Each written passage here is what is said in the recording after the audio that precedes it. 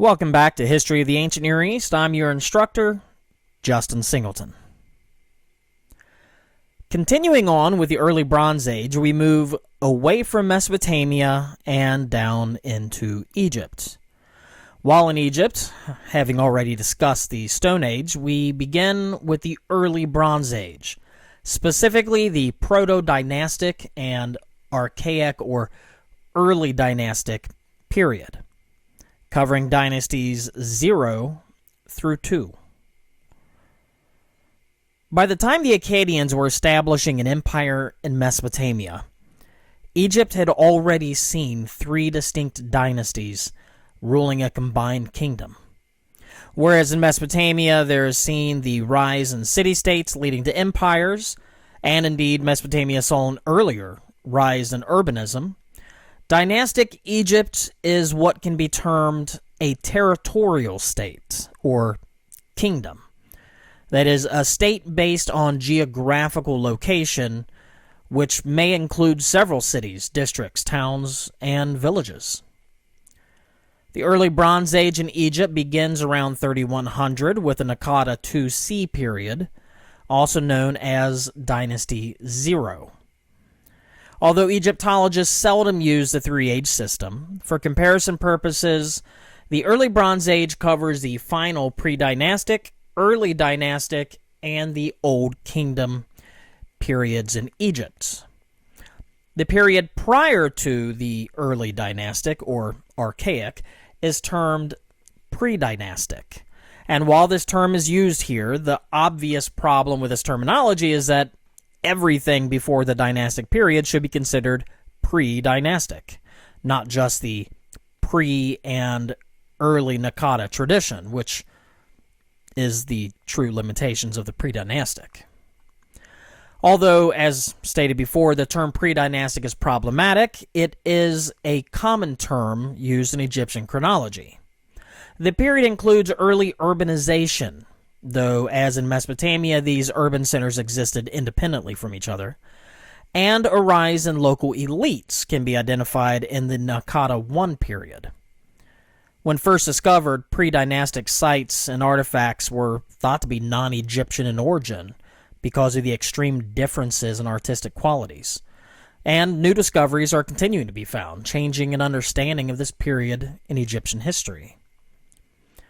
The pre-dynastic period of Egypt can be broken down into 5 phases, namely the Badarian, from around 4400 to 3800 BC, the Naqada 1A through 2B, from around 3800 to 3450 BC, Naqada 2C through D, from about 3450 to 3325, Naqada 3A through B, from around 3325 to 3085 BC, and finally Naqada 3C, which is the first dynasty, from 3085 to 2900 BC.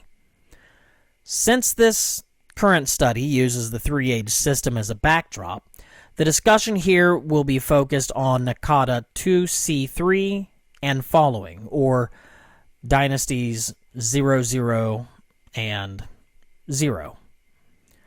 It should be noted that there appears to be little consensus on the dates and periods of these proto-dynasties, with the only consistencies being the inclusions of both Iri-Hor and Ka when discussing Dynasty 0. Dynasty 00 is inconsistently used. Because of these anomalies and inconsistencies, this period can better be termed simply proto-dynastic, or the earliest form of dynasties.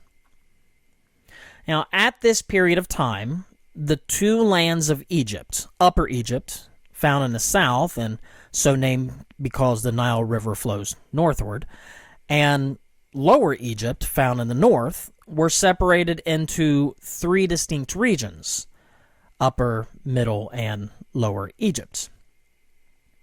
These regions consisted of hierarchical societies with differing social stratifications, prestige goods, interregional trade, and craft specialization. A number of proto-dynastic rulers existed here, and the lists can be confusing, particularly as the evidence for some is insufficient when compared to others. And some may have simply been regional rulers rather than actual kings. Now, two important novelties come from the proto-dynastic period, namely the formation of proto-states and the first use of hieroglyphic writing. Concerning proto-states, there appeared in Upper Egypt a single economic and political unit formed from multiple nomes, or districts, under the rulership of the most powerful polity, likely Hierakonpolis or Abydos. Although this proto-state was short-lived, it was an important stage in the development of the later state, establishing what could be done with a more powerful and administratively successful leader.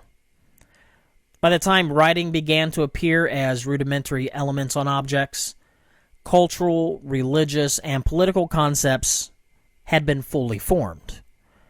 These proto-hieroglyphs appearing on seals along with decorations. True hieroglyphs are later seen on ivory tags, small ivory tags, and these may be evidence of an elaborate bureaucracy. The beginning of the 3rd millennium BC saw a transformation in society, from individual ruling communities to the first true territorial state headed by divine kingship, including the first dynasties. The first king to bring the entirety of the land together, at least according to later Egyptians, is Narmer. But, as discussed before, the joining of Egyptian polities occurred much earlier, and the founding of the kingdom was much more complex than just one man. Still, the name of the first recognized king of the first dynasty of the United Lands of Egypt is Narmer, also known as Menes or Meni, though the attribution of the Menes of the ancient historian Manetho's first king of his list of kings has also been attributed to King Aha. The true identity of the first king of the first dynasty, as one might expect, is still highly debated. Early tomb records give the two possibilities just mentioned, though the Palermo stone listing Aha as the first king is broken and therefore difficult to interpret. Early Egyptians appear to favor Narmer as not only the first king of the first dynasty, but also the last king of the proto-dynastic period. And though his kingdom likely was not as large as later Egyptian dynasties had ruled, the Narmer palette, a cosmetic palette depicting Narmer and dating quite early, shows the king wearing the two crowns of Egypt, both the upper crown and the lower crown, suggesting an early unification of the two lands. Having successfully united the two lands of Egypt as a highly centralized government, the early kings of the first dynasty ruled from a court at Memphis in Lower Egypt, though their tombs are most likely located at Abydos, their ancestral burial ground. It should be noted that these Dynasty I kings did not create a kingdom by themselves. Instead, the achievements attributed to the first dynasty resulted from a rather long period of both social and political development. Interregional trade in the first dynasty continued from pre- and proto-dynastic times, which had allowed for the exchange of prestige goods, gifts, and the sharing of cultural values. By Dynasty I, trade with southern Palestine had become a lucrative monopoly that would continue through the entirety of the early dynastic period. But although trade would continue, the Egyptian kingdom would close its borders. This important trade was forcibly maintained through military activity in southern Palestine during the first dynastic period in the form of punitive raids in an attempt to ensure cooperation, as well as possible Egyptian colonial presence in the region, likely related to control over copper mines in the Negev and the Sinai. Long-distance trade is also evident during the first dynasty, as evidenced by exotic materials and wealthy graves. These prestige materials included things such as lapis lazuli from the Iranian region, silver from Anatolia, and obsidian, possibly from Ethiopia. Additionally, wooden chests of cedar wood are likely from Lebanon, though this is still debated. Conversely, large amounts of Egyptian materials are found throughout southern Palestine, including at En Bazor, Tel Arani, Nahal Tila, and Tel El Sakan. These Egyptian materials suggest a rather active and, in fact, flourishing exchange system between the two regions, even if it was forced. Of note, the silver trade between Byblos and Egypt appears to have ended early in the early dynastic period. The second dynasty of Archaic Egypt, the last part of the Naqada culture, was marred by rebellion, specifically in the north. This caused a declining interest in the southern Levant that lasted through the Old Kingdom of Egypt, correlating with the early Bronze 2 to 3 in Palestine. The dwindling of Egyptian interest in Palestine and the issues of rebellion in the north resulted in an aspect of unknown leadership for much of the Second Dynasty.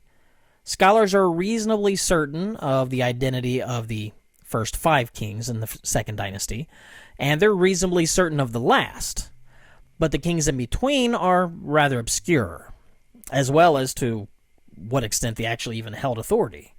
In fact, it's possible that the rule was divided between differing kings. These problems also resulted in the depopulating of some of the peripheral mining operations, specifically the carrying into Egypt of the local population of the Sinai, and their replacement with trustworthy men for the exploitation of the copper mines. Even with problems, technological innovations continued, particularly as seen in the ceramic repertoire. Firstly, although the slow wheel had been used since the early Naqada III period, in the Second Dynasty period, the slow wheel became more prominent. Secondly, the great distribution of medium bowls, beer jars, and bread molds suggests that these food processing and serving ware had become affordable to the majority of the population, suggesting resource stability, dietary changes, and both storage and processing innovations. Now, the fact that these innovations occurred when a significant drop in the annual flood levels are recorded says a lot about the early Egyptians. By the end of the Second Dynasty, campaigns against the Lower Egyptian rebels quelled all major revolutionary aspects, setting a stage for later actions that would be needed to subjugate the Delta region. And trade with the southern Levant, which had already diminished greatly, appears to have ceased altogether.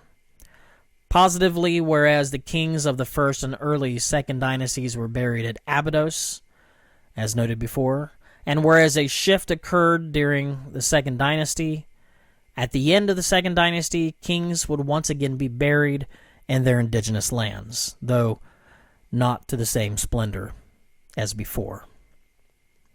Thanks for watching this lecture on early Egypt in the early Bronze Age.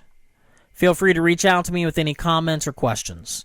You can also upload any questions to the general discussion forum in the Learning Management System.